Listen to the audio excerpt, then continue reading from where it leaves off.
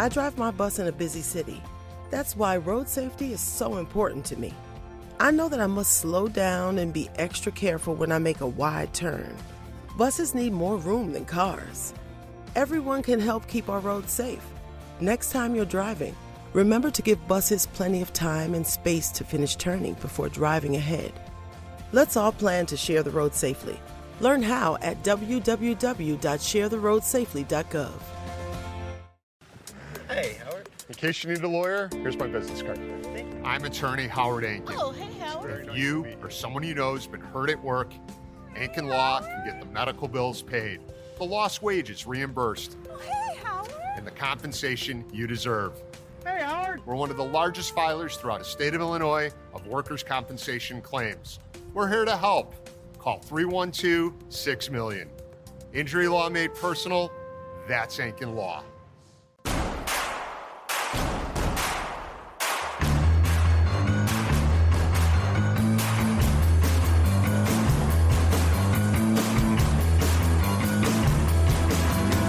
From your favorite source for Chicago White Sox talk, delivering news, interviews, analysis, and more.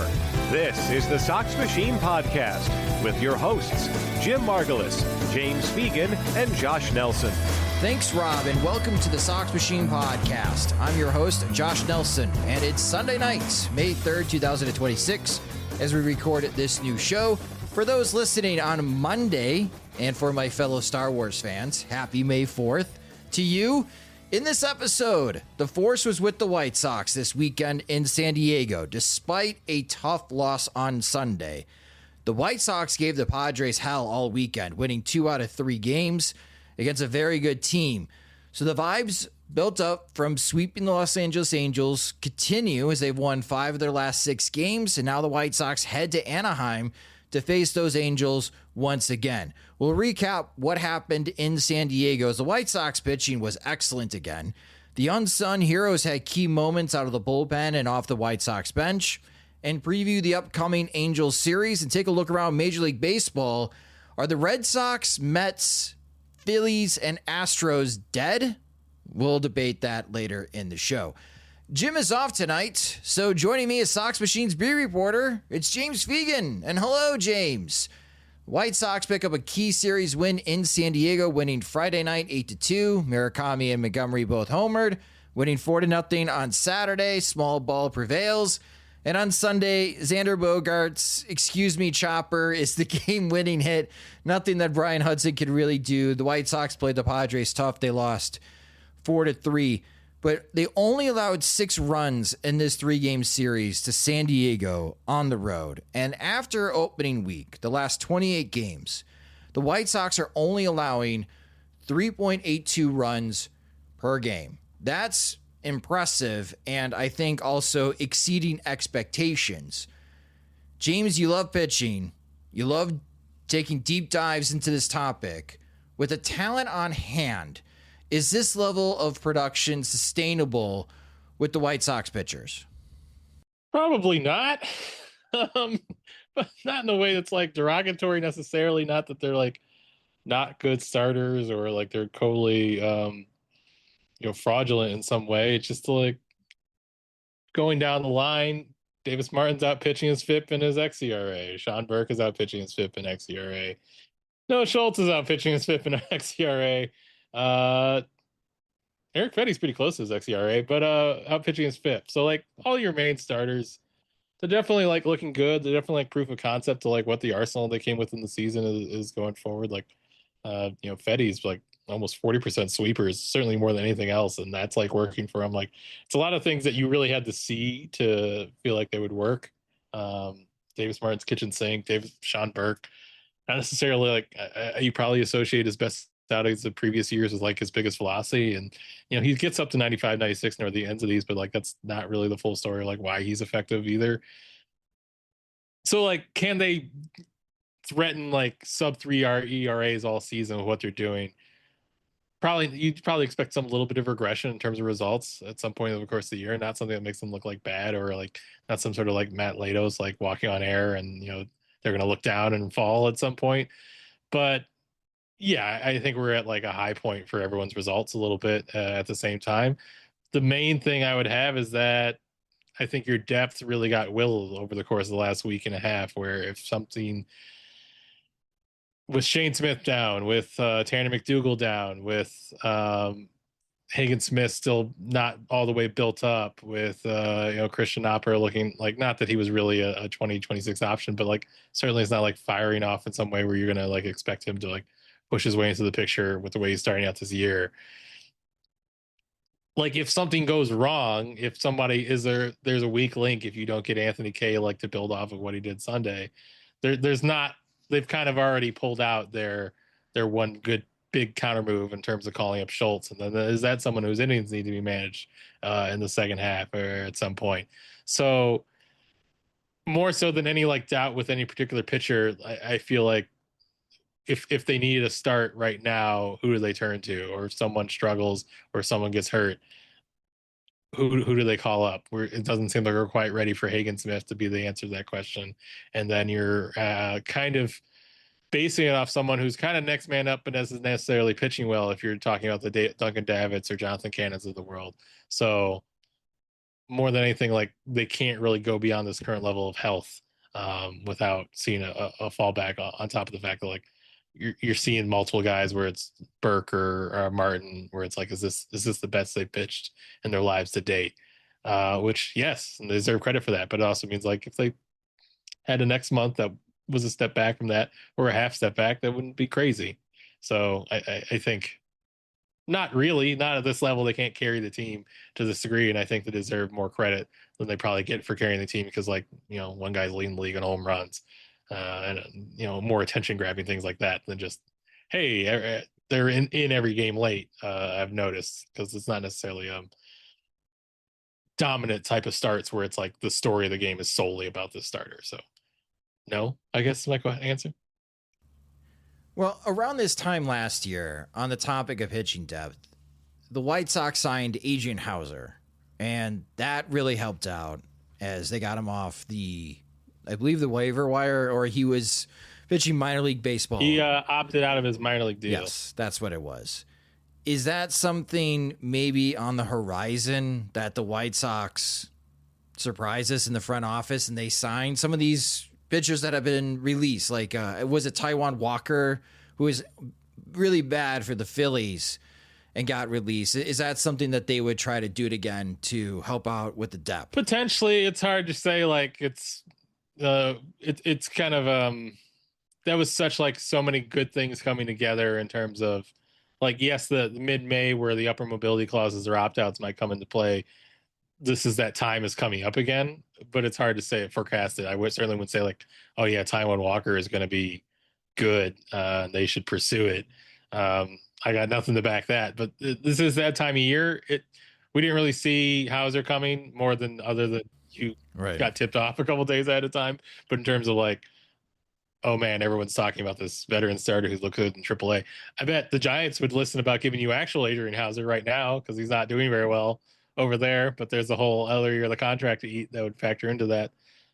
Maybe feels a little bit like lightning striking twice to hope for that, and certainly kind of, especially when you started the year with McDougal, Schultz, and Smith at AAA, you kind of hope that you had the horses to not have to deal with that, or that Jonathan Cannon would be pitching better, or we thought there was this whole AAA rotation full of guys who you'd be happy to give a start to at the start of the year. Now it's looking a bit more varied. I will say, maybe in that vein, obviously he's not fully stretched out yet, but David Sandlin has looked good to start out since coming back from injury, and certainly someone who needs multiple starts in Charlotte, needs to get fully stretched out alongside Hagen Smith. But maybe that's a name we haven't thought about yet and isn't an option right now, but maybe could be by June in some way that's hard to foresee when he was basically not seeing him pitch from all spring and through the first month of May, or first month of the seasons pretty much.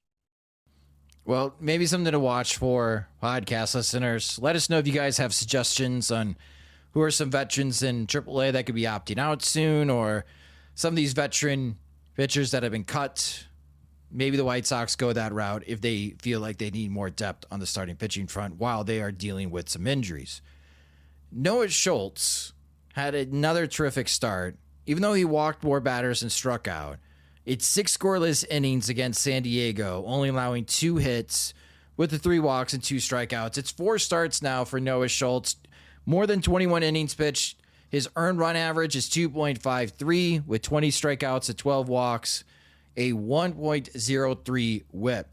And watching Noah Schultz on Friday night, James, I wonder how anybody hits Noah, because with this short arm throwing motion that he has, and he's so tall, I don't know how the Padres hitters picked up the baseball at all. Like, I don't think you could see it out of his hand because of the extension that he gets to you as far as his body before he whips his arm through with the pitching motion. They must be looking at an area of where they think the ball is coming out of his hand. And while I've been impressed by like the velocity and of course the type of break that he gets on his breaking pitches. But I wonder if that's really like his secret sauce, that he's just so difficult to pick up because he hides the ball so well.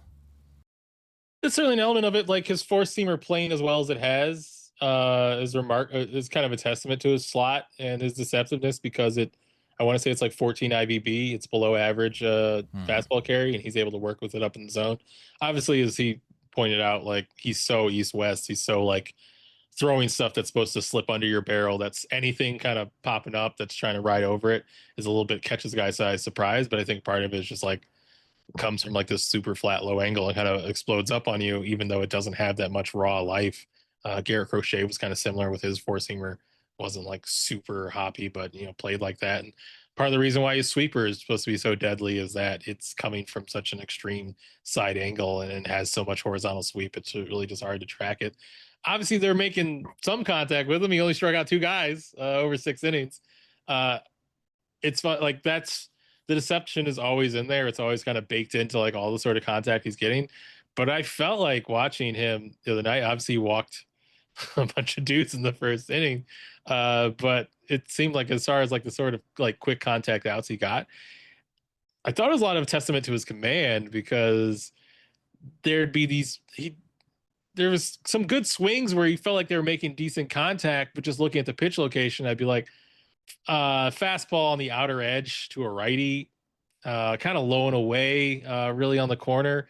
I bet that's not going to be a pitch that somebody hits out to the opposite field, and then the camera cuts to right field, and who was it? Austin Hayes is kind of standing still. It's like, yeah, that thing's dying midway through a lot, or a similar thing where like he gets on someone's hands and like it looks visually like they did a pretty good job getting him in, but it's like I'd be surprised if that, especially that ball heading out to center, that someone pulled their hands in and was able to drive that out to center field. And sure enough, Tristan Peters is kind of standing, not either coming in or standing still. It's like, yeah, these are not locations that it's easy for even big leaguers, especially against this stuff, to really do a lot of damage. Even when he's making contact, even when like they seemed like they timed him up decently, he just like he didn't have any middle mistakes that stood out really over the course of 6 innings. Like he wasn't missing bats or overwhelming guys in some way, but he just wasn't giving them stuff that they could do a ton with.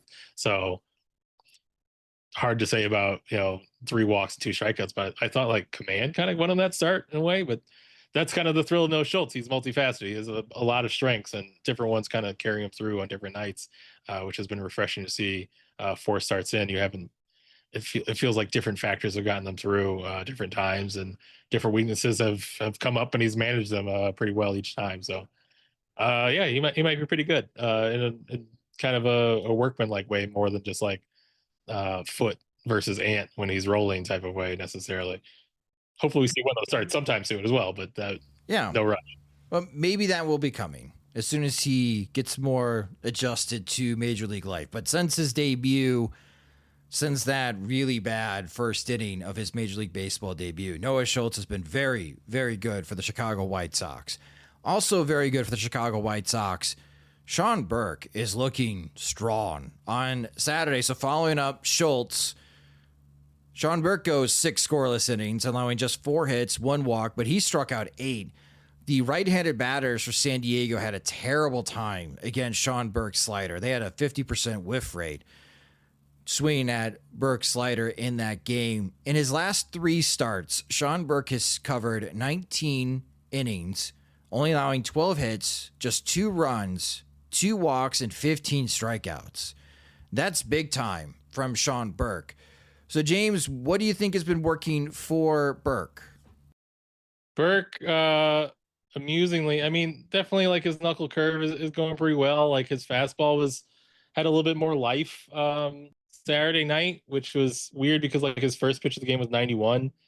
I know he'd been dealing with like a little bit of the neck stiffness early in the season. I wonder if like he kind of works through it over the course of the game, because you saw like 95 and 96 more consistently through the night, and just him, blowing away Fernando Tatis Jr. upstairs with his best fastball. And something about like what he was able to do, and especially for someone who like has struggled to have something that moves arm side, I feel like must have been using the sinker just enough. He didn't really get any results on it, but it just felt like the Padres were inner half conscious, because like the old thing to do with Sean Burke was like cheat away a little bit, and that allowed hitters to stay on the slider or stay on those fastballs away. Whereas you saw him getting takes on those like fastballs that he dotted on the outer half. One great location to do that. But you saw him like guys like chasing the slider out on him a little bit off the edge, and so like the fact that he's able to establish that he can work in an inner half just enough that he's getting chases on a slider away, I felt like that boded well for him. If you talk to Sean, especially since he came up as like just the traditional like riding four-seamer, throw breaking balls off of it, it's fun to hear him talk now, because he's very much like, hey, everybody's got to throw 3 fastball to this level. I don't think it shows up a ton on like his Savant page, but he talks a lot about using the cutter and showing the sinker, and like showing people all these different fastball shapes, and really being like a kitchen sink type of guy, which you wouldn't necessarily think for someone who came through college being 6'6" and throwing mid-90s, and really didn't have to have like a very complicated way he approached hitters, to now being someone who really knows he has to mix and match at a high level, and went through what the experience last year of like kind of being inefficient in terms of trying to be like throw the first perfect four-seam curveball combination, just doing it over and over again.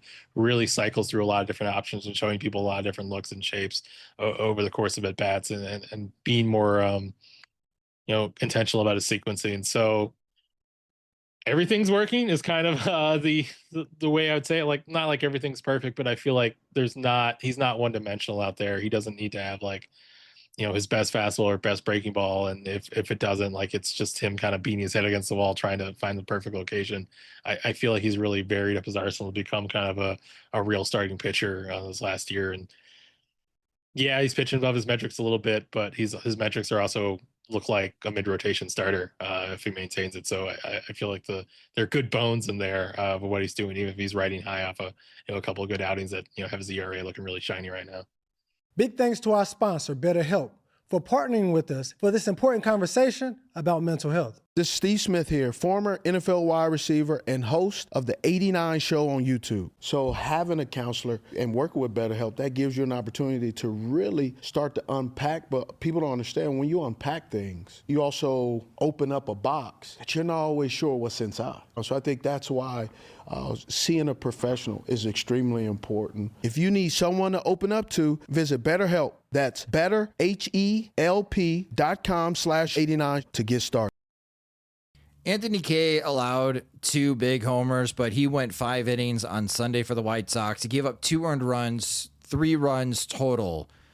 Again, of those 2 homers, he did strike out 5. I mean, Anthony Kay looked a lot stronger on Sunday. So hopefully the White Sox starting pitching, the success continues, because in the last 28 games, if this does continue for the White Sox and their opponents are struggling to score 4 or more runs a game, that's going to be key metric to continue the success that they have had in the last 25 games of the season, and a great way to get to and maybe above 500. And as Eric Fetty said in the last homestand, the White Sox feel like they can get to 500. There's no looking back.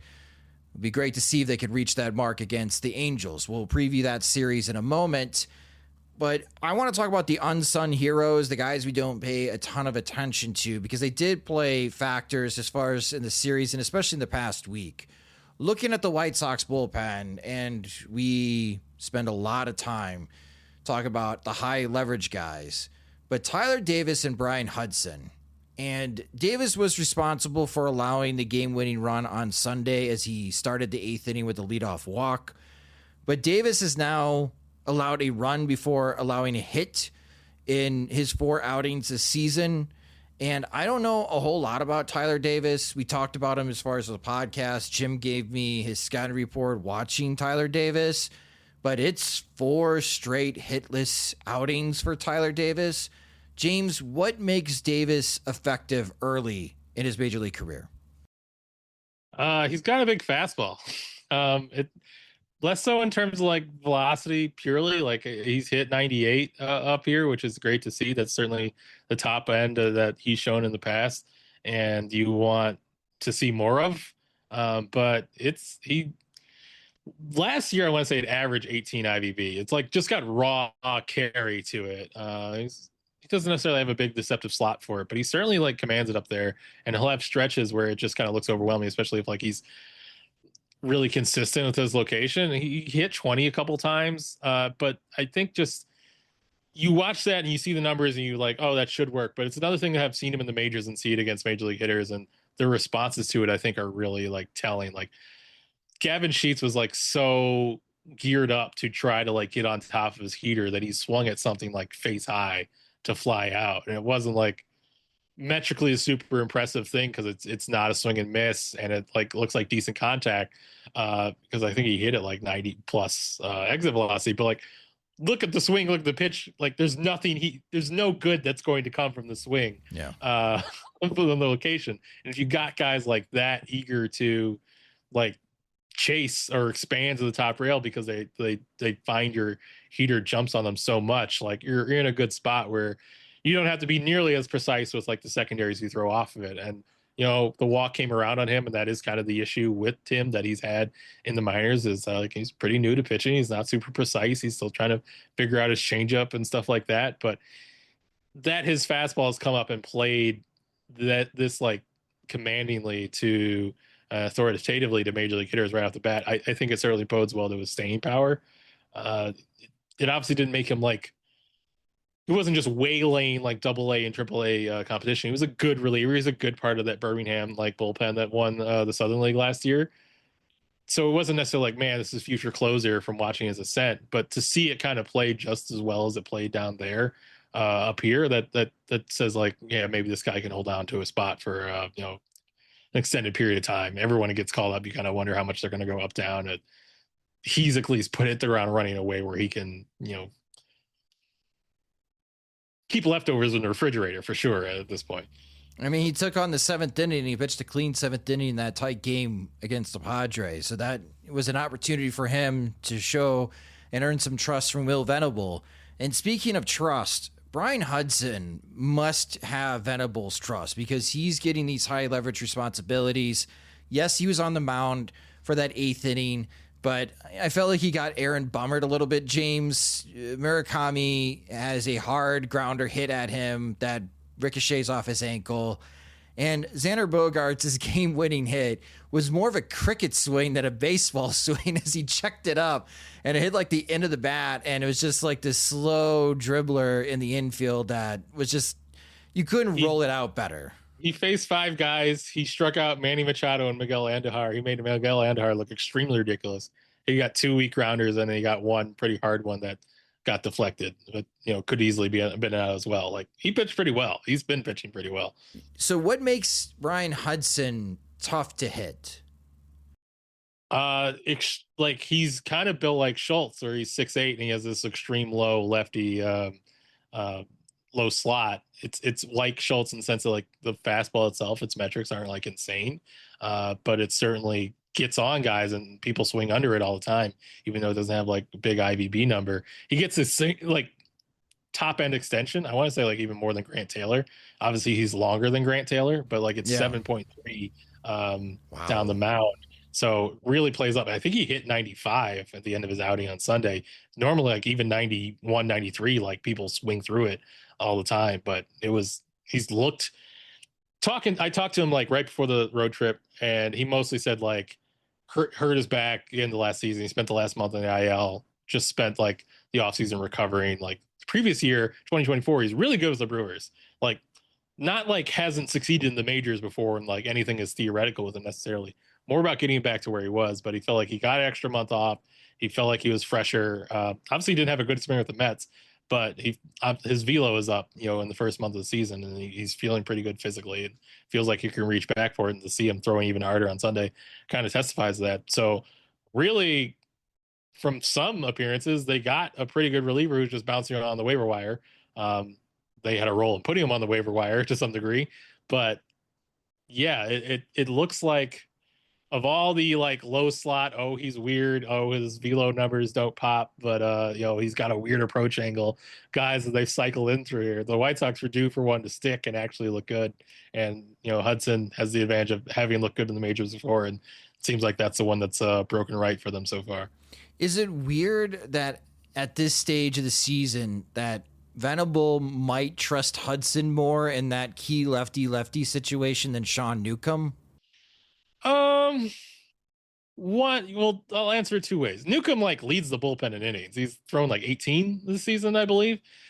Unless you count one of the starters working about an opener, no one's really close. So he has more multi-inning functionality than him, right? In a way that I think plays a part in that. And Newcomb's been used in pretty good spots. Hudson might be a better hey, we need this one guy right now sort of tool, whereas Newcomb, right, you kind of map out where's a good chunk for us to him to give us 4 to 6 outs. So maybe that's part of it. The other part is Venable said, as much as they made plans in the offseason, you really spend the first month figuring out what you got in the bullpen. You gotta have to be a little open-minded. And part of that is maybe not freaking out in the first 2 weeks when your close looks bad, but another of it's hey, maybe this guy who wasn't really on our radar, or we weren't expecting to carry us, he's kind of pitching like he's a dude. And cases in the bullpen of effective relievers really come up that quickly. And you have to be kind of open-minded and ride with it when someone kind of shows that they deserve the ball in those situations. And Hudson's not just getting results. They're throwing him in more and more leverage spots where he's facing the harder order and making harder the order guys look pretty bad. So I think he's earned it, and they've kind of been as flexible as they need to be in terms of acknowledging that, and not just be well, plan A was Tyler Gilbert, so we're going to slow play this. They've been pretty responsive. So I think that's part of it is Newcomb being a bit more of a unique weapon, and part of it is you got to be pretty fluid in April as far as what's working in the bullpen.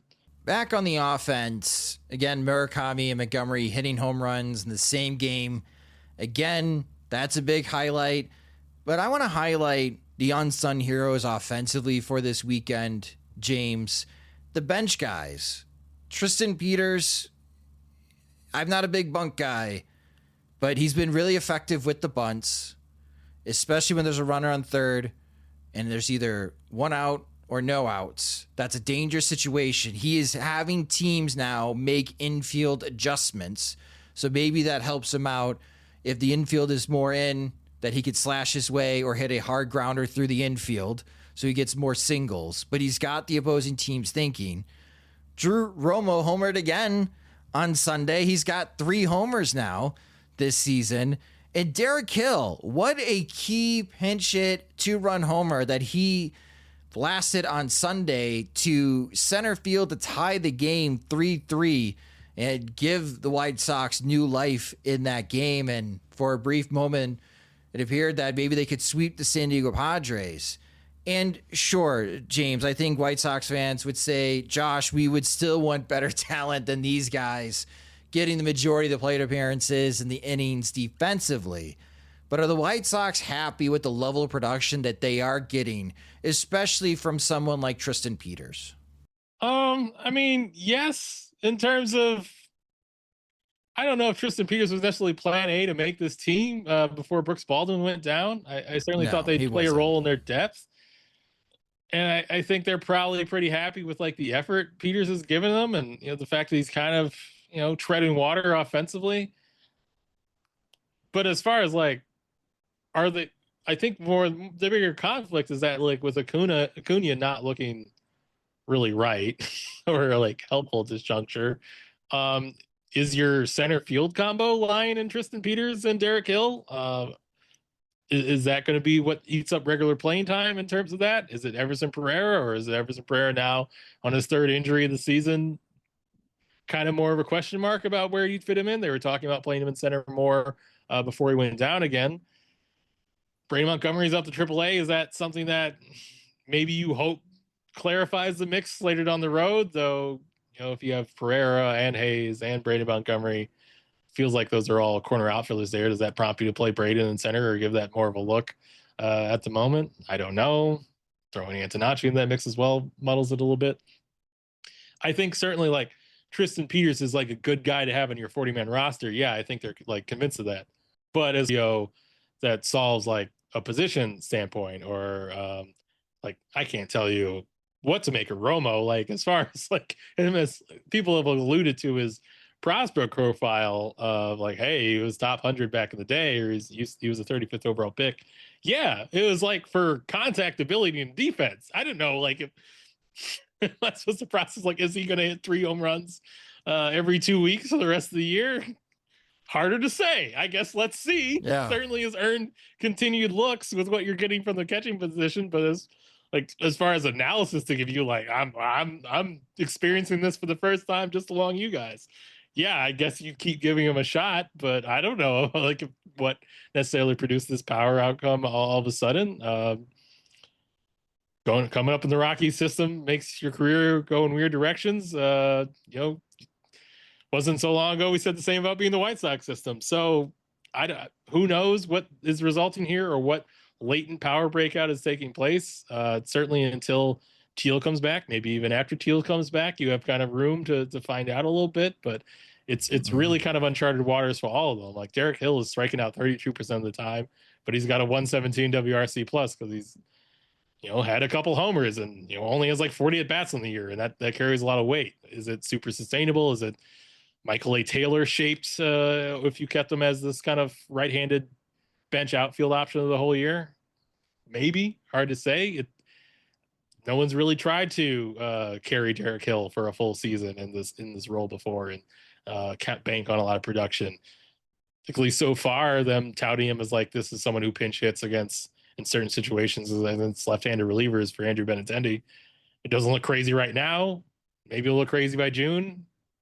I don't know. They're at least earning continued opportunities, and all of them kind of in a position landscape where Plan A and Plan B have kind of fallen by the wayside, and created an opportunity for them. Yeah, again, that's why I started by saying that I think everybody would agree you'd rather have a more dependable starter in center field. But Peters, Romo, and Hill, they're coming up in moments. If these were your bench guys, I think I'd feel a little bit more comfortable, especially like if Teal comes back, Romo is perfectly fine as a backup catcher.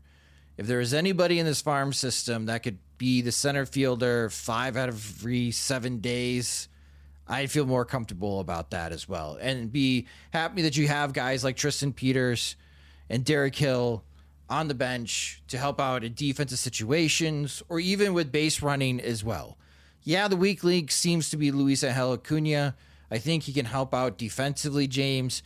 The offense, it's not translating from what he was doing in winter ball to the majors. Whatever was working down there is not working in the major leagues. And I'm not sure what the White Sox do moving forward or if there are any other options that they have, at least in the upcoming weeks. There could be an option, though, maybe in the next month, depending on how he does in AAA. You alluded to Braden Montgomery being called up, James. There is some minor league news from the White Sox front. Give us the lowdown, James, of what's happening with the Charlotte Knights. So Braden Montgomery and Shane Murphy both got called up to AAA. Paul Giannis definitely heavily foreshadowed that Montgomery was getting called up when he spoke to the media on Wednesday. I think he's up for a new challenge very soon. I think we picked up what he's putting down there. He kind of has cooled off in the last week, but I think in terms of from what he had experience level, both hitting in Birmingham last year and the AFL, I think mostly they just wanted to get him off to a good start and curate some momentum. And obviously being in Birmingham maybe made it a little bit easier for him to install the little mechanical tweak of opening up his stance that he's doing right now and hit the ground running. So that seems like it can only help. As far as Shane Smith, he went on, they're going to put him on the IL with a rotator cuff strain. And It's kind of vague right now in terms of like how many weeks he'll miss, just saying he'll be shut down from throwing for a few weeks.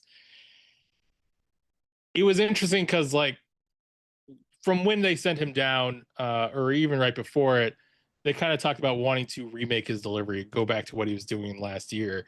And that seemed like a hard thing to do in season. Famously, you're kind of limited to just kind of side sessions because you have to go out and start with what you have every week. You can't just like totally tear it down to the studs and remake your delivery, slowly in the throwing process. When talking to pitch quarter Matt Zaleski about it last week, he kind of put it in terms of logistics, like, hey, we're trying to get him into a new mechanic, but we can't spend like 40 reps in his side session just trying to get him like used to this because it'll be gas for his next start. And he even talked about like, in some of these starts where he's had a single inning go awry on him, he's just been kind of tired. He's just been like, single innings have gone away from him and he's been fatigued, or he got pushed to the 6 innings for the first time because he didn't do that. And then in his major league starts, you saw him run out of gas in one of those. You can't, like, pitchers get hurt so constantly. You can't be like so easily draw cause and effect, but it just seems like another kind of thing put on his plate to where he's now trying to rehab his injury and get back to normal and get back to throwing without discomfort. And they were already kind of working on feeling that what his lower half is doing and what his arm path was doing were just not, in coordination to each other and not synced. Does that play into what he's got with the injury level? I don't know, but it certainly makes it all harder to manage at the same time in terms of getting him right. So it just feels like a lot is compounded on this dude in a short period of time, who is obviously hoped to build upon a very good season as a rookie and be kind of a vocal leader of this rotation. The rotation seems to, as we talked at the top, they've been able to handle the loss, but as far as like someone who looked like, certainly the best candidate to be someone who's a part of this rotation and a big part of it 3 years down the road, probably the best betting odds going into the season.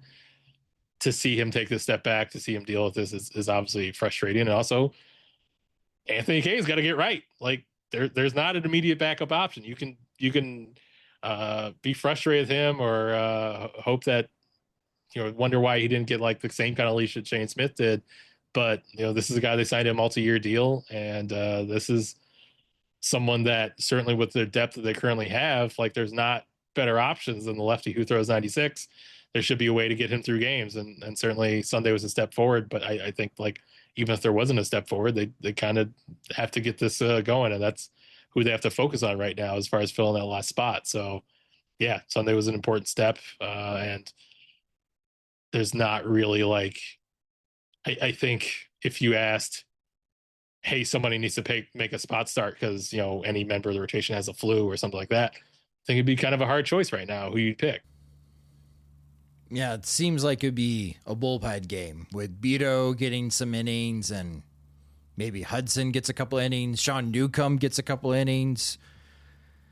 Yeah, hopefully the White Sox and the pitching depth area, they get some good news on the health front sooner than later. But yeah, a bit disappointing for Shane Smith, dealing now with an injury on top of a lackluster performance to start the season as he's trying to get back on track at AAA. So we'll see in how he's faring after letting his arm rest with the rotator cuff strain. The Chicago White Sox West Coast road trip continues as they head to Anaheim, California, just north of San Diego, to face the Angels once again. The Los Angeles Angels are 13-22 on the season. They're currently last place in the American League West. They have lost 8 of their last 10 games. They lost their last game, and at home this year, they are 6-9. Your pitching probables for this series: the Angels do not know what they're doing on Tuesday and Wednesday. But Monday night, we have an excellent pitching matchup again. This is Davis Martin and Jose Soriano, part 2. We saw that last week in Chicago. And thanks to Drew Romo and his 2 homers, the White Sox were able to win part 1. Tuesday night, 8:38 p.m. Central Time, first pitch, Eric Fedde will get the ball. And Wednesday, getaway day at 3:07, it's Noah Schultz. I mean, we talked about top of the show. If Davis Martin, Eric Fedde, and Noah Schultz continue to pitch the way that they have, it's going to be a tough series for the Angels to score runs. So with that point, James, is it weird to feel confident from a White Sox perspective, in a road series out west, the Angels still have talent. But is it weird to be confident in this White Sox squad to say that if they don't win 2 out of 3 against this Angels team, I'm going to be a little disappointed in them in the next time we record the podcast? Yeah, it feels wrong. I would reconsider.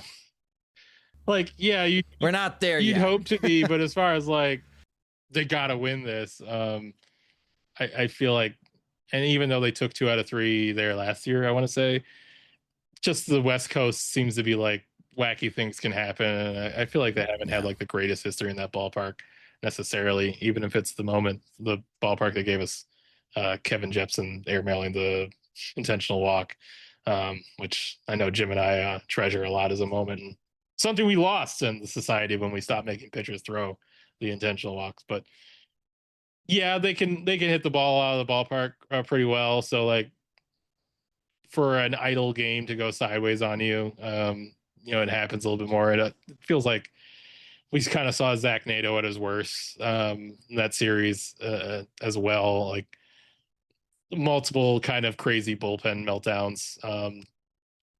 A lot of it wasn't necessarily like I do think of the Angels as like, this is the one organization I can usually look to that's doing something like even screwier than the White Sox at their screwiest.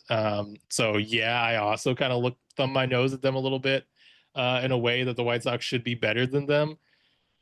I don't know if I'm quite at the level of confidence, like if they don't win the series, like I think they're crap or they played poorly, like just things are weird over there. And like, they don't have they have a staff that allows contact.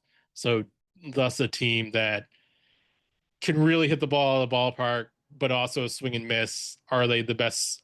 Are they going to be the White Sox strikeouts rates play a little bit higher than normal? And because this team is bad, or is it going to be some flyouts that you usually get leave the park and like they get an outsider result? So it's baseball. Anything can happen. Yeah, they could definitely win the series. They shouldn't feel like they're overmatched. They should feel like they can take this so well. They should build off what they did last week. But playing a team 6 times in kind of rapid succession, seeing starters over again, weird things can happen, I think.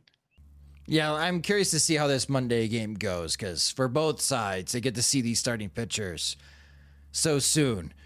And of course, we'll be recapping this series in our midweek show that you'll be able to check out. Again, the White Sox are 16-18. Yes, they're 2 games below 500, but they're just a game and a half back of the Cleveland Guardians and Detroit Tigers for first place in the American League Central.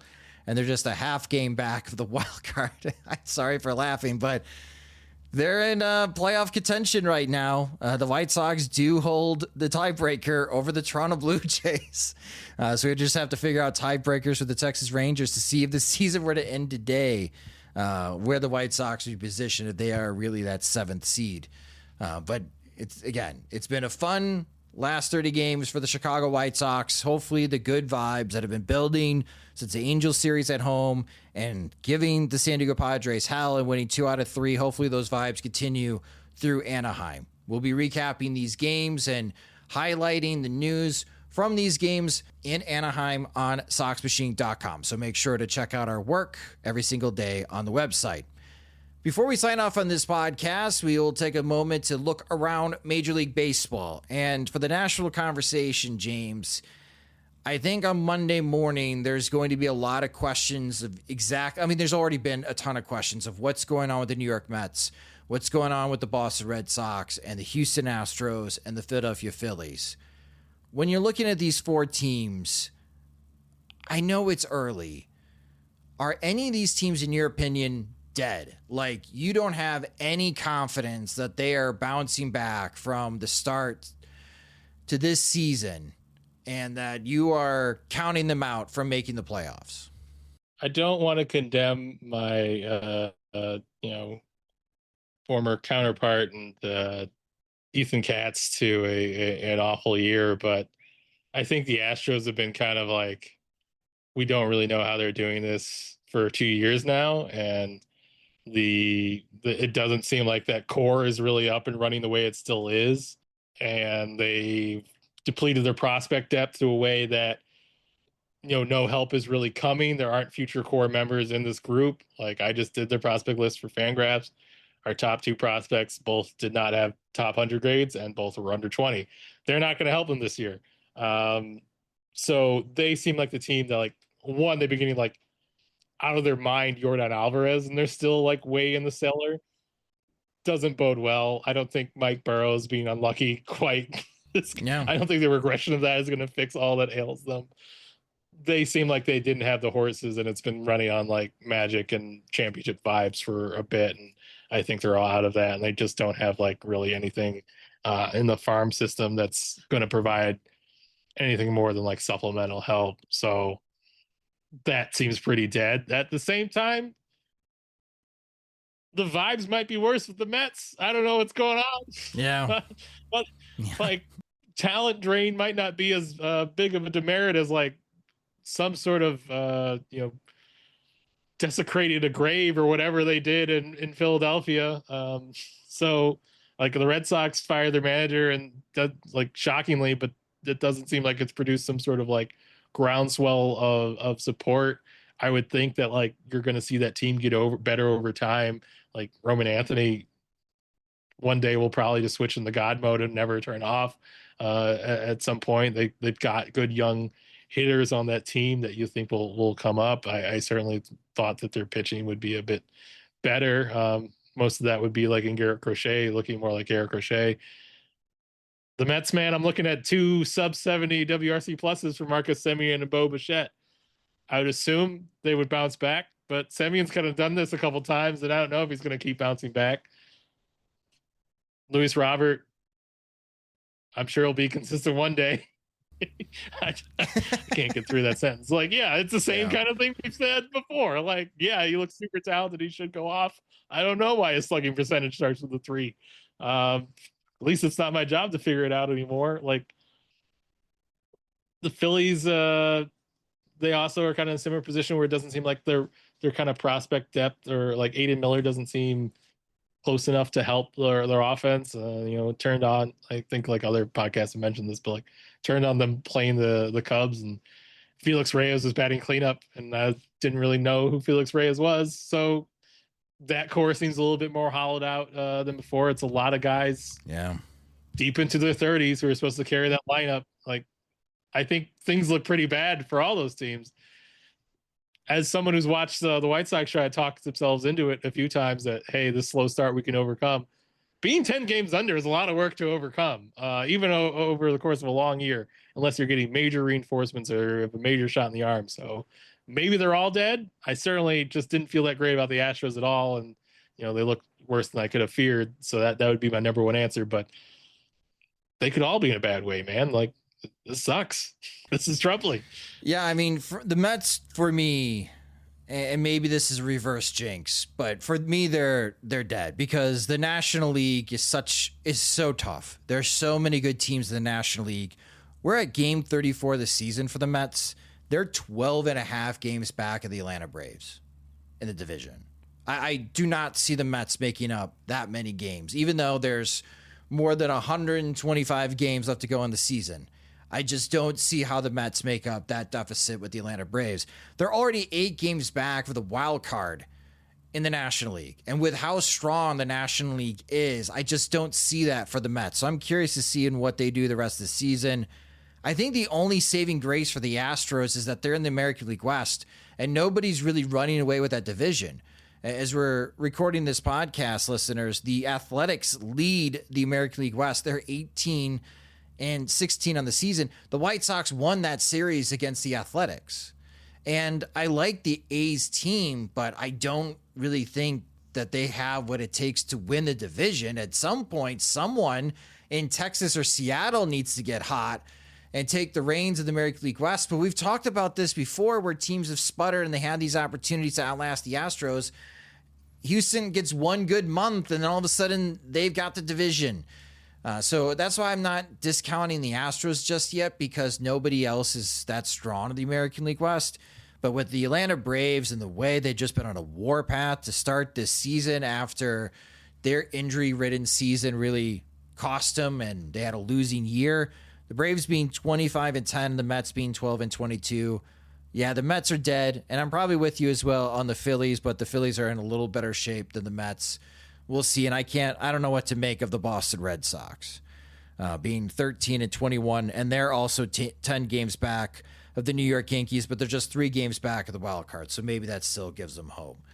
But that does mean that we could see some surprise teams make the postseason with these big teams and these big budgets not performing to expectations. I'm sure that's going to be a storyline this offseason. Being like, money's not everything. See? The Mets sucked. The Red Sox sucked. The Astros sucked. The Phillies sucked. Yeah, I think a lot of certain media arms might be getting that message from certain ownership sources really heavily into December. Maybe a certain commissioner, perhaps, of the sport. Look at the St. Louis Cardinals, man. They're balling. What are you talking about? Exactly. So let us know in the comment section if you think these teams are dead or if there's any other teams that you think are dead. So I don't know. If this does open up doors, especially in the American League, maybe the White Sox, if they continue these vibes, they continue to pitch as well as they have, they'll continue to feed us hope that maybe this could be a special season in 2026 for the White Sox. But we'll see. And take it one game at a time, and we'll see how the White Sox fare in Anaheim this upcoming week against the Angels. But that will do it for this episode of the Sox Machine Podcast. Thank you guys so much for listening. If you just discovered the Sox Machine Podcast, you can subscribe to the show wherever you listen to podcasts, such as Spotify and Apple Music. Also, check out our videos on our YouTube channel at youtube.com/SoxMachine. We're seeing a big uptick in subscribers, so thank you so much if you have recently subscribed to our YouTube channel. We'll continue producing videos and additional content there. If you do watch our videos and you haven't subscribed, it'd be a huge favor if you did. Again, go to youtube.com/SoxMachine and subscribe today. Follow us on social media. We're on all the platforms at Sox Machine. You can follow James at JR Fegan. You can follow me at SoxMachine_Josh. If you enjoy our work, you want full access to all of our coverage of the Chicago White Sox, Major League Baseball, and the upcoming Major League Baseball draft. Sign up to become a Sox Machine subscriber at SoxMachine.com/products. Monthly plans start at $5. We have some additional spots in our Veterans Committee. So if you want to be part of our monthly Zoom calls, and if you want to be part of our group chat and have direct access to Jim and James throughout the season, you have that opportunity. Inquire within at SoxMachine.com/products. The Sox Machine Podcast is a production of SoxMachine.com. You're on for all things Chicago White Sox baseball and part of the Blue Wire Podcast Network. Alongside James Fegan, I'm Josh Nelson. Thanks for listening and watching.